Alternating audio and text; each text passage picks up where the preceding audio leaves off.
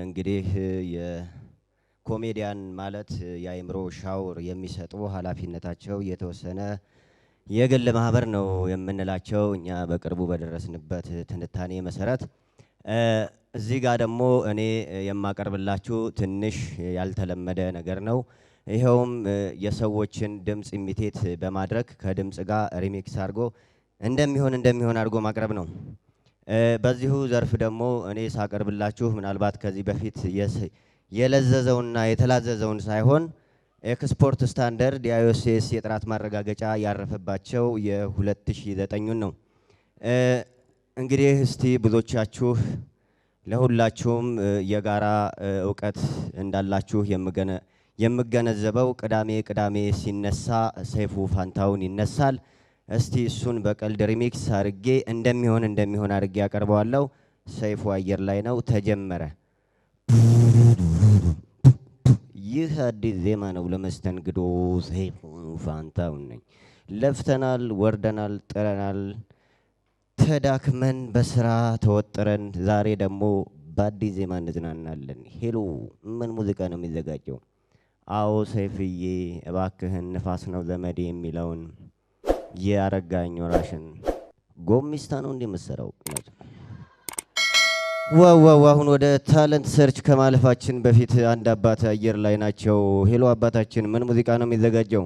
አዎ ሰይፍዬ ይሞታል ካዲያ ነው የሚለውን የኃይልየን በየናይት ክለቡ ይሞታል ካዲያ እያለ ሲያነገንግ ያድራል። ገና ሲያት እንኳን 5 ዓመት ለምን ሲነጋ አልሞትም ይላል። ጠዋት መድኃኔዓለም ሄዶ 60 ዓመት አነሰኝ ብሎ ሲጨቃጨቅ ይሰማል። ዋው በጣም የሚደነቅ ምክር ነው አባታችን። ሌላ የሚጨምሩልን ነገር አለ?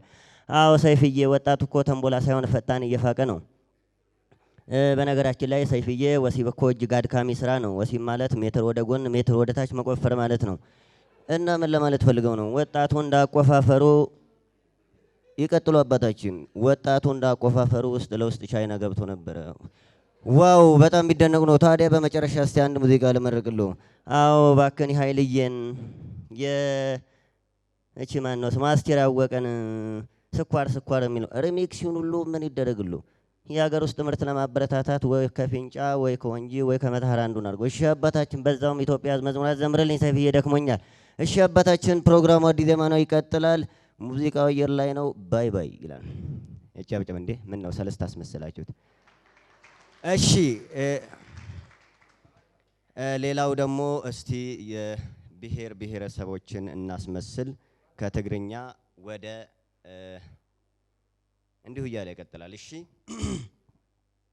ትግርኛ አባሽንተን ሰለስተ ሰብ ዝቀተለው አምሮይተር ከዋሽንግተን ጸብጸባም።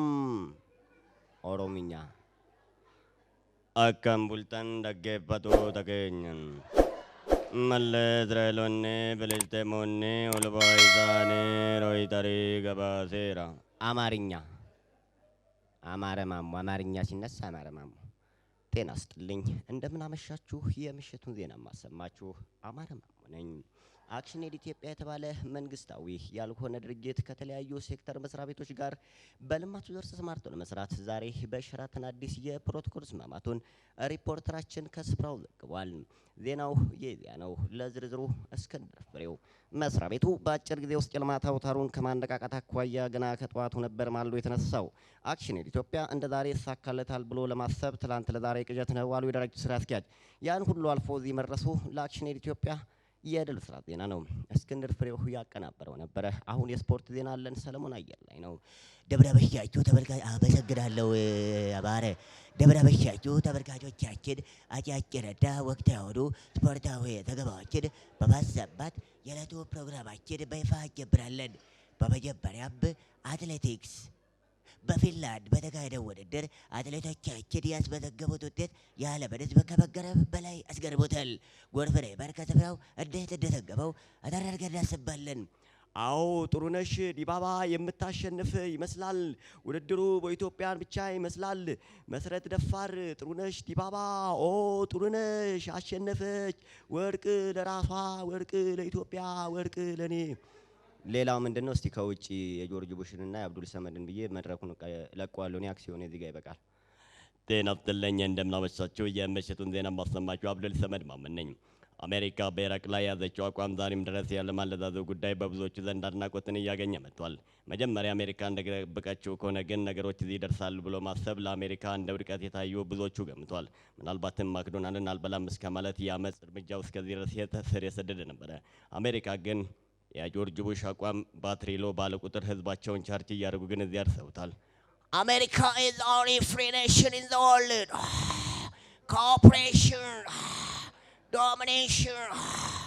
I'm advice for Africa to bring democracy from an American. God save America.